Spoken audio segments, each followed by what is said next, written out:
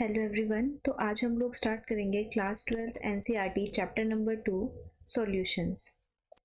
Okay, हम इसको line by line complete करेंगे। So without wasting any time let's get started. Almost all the processes in body occur in some kind of liquid solutions. हमारी body में जितनी भी processes होती हैं वो almost in the form of liquid solution होती हैं। In normal life, we rarely come across the pure substances. Normal life में हमें प्योर सब्सटेंसेस बहुत कम देखने को मिलेंगे।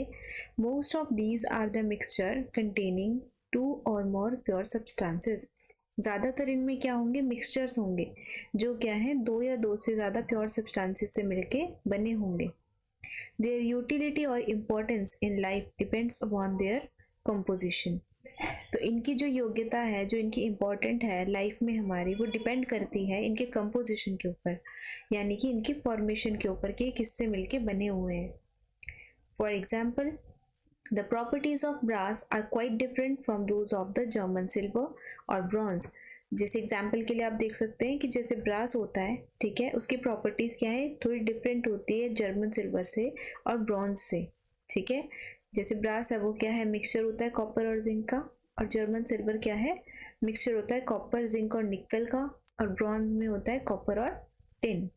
ठीक है, 1 part per million of fluoride ions in water prevent tooth decay, while 1.5 ppm causes the tooth to be mottled. ठीक है, ये क्या कह रहे हैं कि अगर आपके वाटर की कंसंट्रेशन 1 ppm हो जाए, वाटर के अंदर फ्लोराइड आयंस की कंसंट्रेशन 1 ppm हो जाए, तो इससे क्या होगा, ये हमारे दांतों को सड़ने से बचाएगा। ठीक है, प्रिवेंट टूथ डिके। वाइल अगर ये क्या हो जाए 1 से 1.5 हो जाए, तो ये क्या करेंगे, हमारे दांत को मोटल्ड कर देंगे, मतलब धब्बेदार कर देंगे। And high concentration of fluoride ions can be poisonous.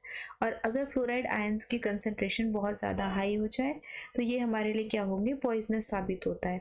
ठीक है, for example sodium fluoride is used in rat poison. Example के लिए आप देख सकते हैं कि जो सोडियम फ्लोराइड है उसको रैट पॉइजन बनाने के लिए यूज़ किया जाता है। Intravenous injections are always dissolved in water containing salts at particular ionic concentration that match with blood plasma concentration and so on. Intravenous injections को dissolve किया जाता है, ठीक है, वाटर कंटेनिंग सॉल्ट्स के साथ एक पर्टिकुलर कंसंट्रेशन पे, जो कि हमारे ब्लड की कंसंट्रेशन से मैच करें। ठीक है, अब इंट्रावेनस इंजेक्शंस आपने देखे होंगे, जैसे हॉस्पिटल्स में यूज़ किए जाते हैं, जो कि डायरेक्ट हमारी वेन्स में इंसर्ट किए जाते हैं।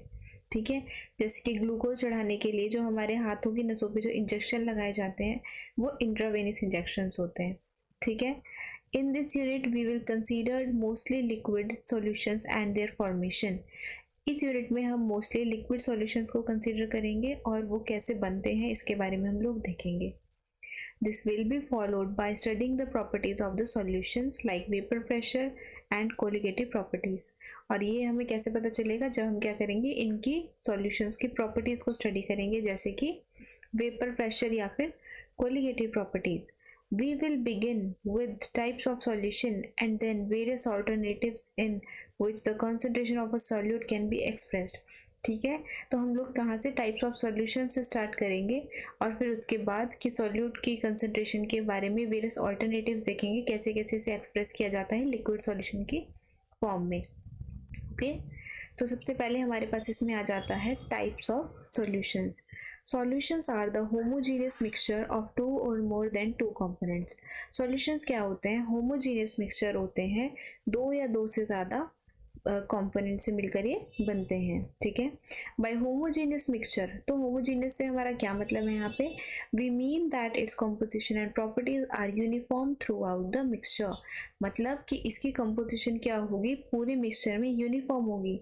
जैसे वाटर होता है, ठीक है, वाटर में H2O के मॉलिक्यूल्स यूनिफॉर्मली डिस्ट्रीब्यूटेड होते हैं।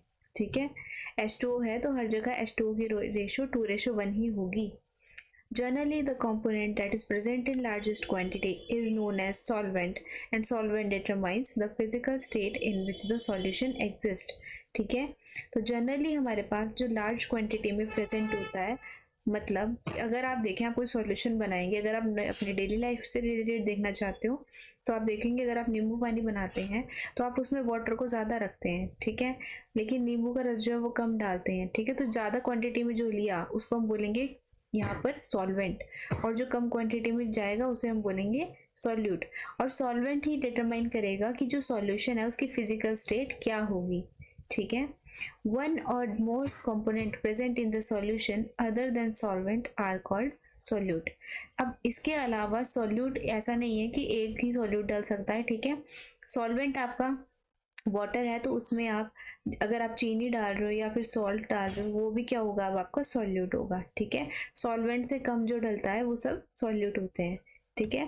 इन this unit we shall consider only binary solutions. इस यूनिट में सिर्फ हम लोग बाइनरी सॉल्यूशंस की ही बात करेंगे, मतलब जो क्या है, दो कंपोनेंट्स प्रेजेंट होंगे consisting of two components, okay. Hear each component may be solid, liquid और इन गैसियस स्टेट, ठीक है। और यहाँ पर हर कंपोनेंट जो है वो सॉलिड भी हो सकता है, लिक्विड भी हो सकता है और गैसियस स्टेट में भी हो सकता है, ठीक है। अब आता है हमारे पास टाइप्स ऑफ सॉल्यूशन, ठीक है। जैसे हमारे पास क्या है, तीन तरह के सॉल्यूशंस होते हैं, जैसे गैसियस सॉल्यूशन, लिक्विड सॉल्यूशन और सॉलिड सॉल्यूशंस। जिसमें हमारे पास सॉल्वेंट आपको मैंने बताया कि लार्ज क्वांटिटी में प्रेजेंट होगा, तो जिसमें लार्ज क्वांटिटी में गैस प्रेजेंट होगी वो होगा गैसियस सॉल्यूशन, जिसमें लिक्विड होगा वो होगा लिक्विड सॉल्यूशन, जिसमें सॉलिड ज़्यादा होगा वो होगा सॉलिड सॉल्यूशन, ठीक है। अब आप देखें, सबसे पहले आपके पास आता है अगर सॉल्यूट गैस है और सॉल्वेंट भी गैस है, अगर इन दोनों का आप मिक्सचर बनाओगे, ठीक है, तो उसे हम बोलेंगे गैसियस सॉल्यूशन, ठीक है। जैसे आप देखो यहाँ पे mixture of oxygen and nitrogen, दोनों क्या हैं, ये गैसेस हैं, ठीक है, तो हम बोलेंगे कि ये गैसियस सॉल्यूशन है। नेक्स्ट आप देख सकते हैं लिक्विड इन गैस, जैसे लिक्विड क्या ले लिया, क्लोरोफॉर्म। अब क्लोरोफॉर्म यहाँ सॉल्यूट की तरह है, ठीक है, मतलब कम क्वांटिटी में लिया जा रहा है, और नाइट्रोजन जो है वो ज़्यादा क्वांटिटी में लिया जा रहा है, ठीक है। तो यहाँ पर क्या बोलेंगे हम इसको, लिक्विड इन गैस, लेकिन है क्या ये एक गैसियस सॉल्यूशन। इसके अलावा सॉलिड, सॉलिड यानी कि कैम्फर, जब हम कैम्फर को, जिसको हम कपूर भी कहते हैं, उसको नाइट्रोजन गैस के साथ मिक्स करेंगे तो ये भी एक गैसियस सॉल्यूशन होगा, पर एक ऐसा होगा सॉलिड इसमें सॉल्यूट की तरह वर्क करेगा और गैस इसमें सॉल्वेंट की तरह काम करेगी, ठीक है। इसके अलावा लिक्विड सॉल्यूशंस आ जाते हैं, जैसे गैस इन लिक्विड, गैस क्या है यहाँ, ऑक्सीजन। अगर ऑक्सीजन को आप वाटर में घोल दोगे तो वो एक लिक्विड सॉल्यूशन होगा, ठीक है। और इसी तरह लिक्विड इन लिक्विड, जैसे इथेनॉल को वाटर में डिजॉल्व कर लिया, या फिर सॉलिड इन लिक्विड, जैसे आपने ग्लूकोज को वाटर में डिजॉल्व कर लिया, ठीक है। लेकिन इन तीनों में क्या है, सॉल्वेंट कौन है, लिक्विड, ठीक है। बाकी सब कुछ कैसे डल रहा है, स्मॉल क्वांटिटी में डल रहा है, ठीक है। तो ये क्या हो गए, लिक्विड सॉल्यूशंस। इसी तरह से हमारे सॉलिड सॉल्यूशंस होते हैं, जैसे gas in solid, solution of hydrogen in palladium. अगर आप हाइड्रोजन के सॉल्यूशन को, ठीक है, हाइड्रोजन क्या है, गैस है, और पैलेडियम क्या है, यहाँ पर सॉलिड है, ठीक है। इनको अगर आप मिक्स करोगे तो आपके पास क्या बन जाएगा, एक तरह का सॉलिड सॉल्यूशन बन जाएगा, ओके। लिक्विड इन सॉलिड, जैसे amalgam of mercury with sodium, ठीक है। Amalgam of mercury liquid state में होता है, ठीक है, और सोडियम हमारा सॉलिड होता है। बाकी अगर आप सॉलिड और सॉलिड का देखें तो कॉपर को अगर आप गोल्ड में डिजॉल्व करोगे तो ये क्या होगा, एक तरह का सॉलिड सॉल्यूशन होगा। तो ये सारे क्या थे हमारे types of solutions, okay. I hope आपको ये समझ आए होंगे, बाकी हम लोग नेक्स्ट वीडियो में देखेंगे।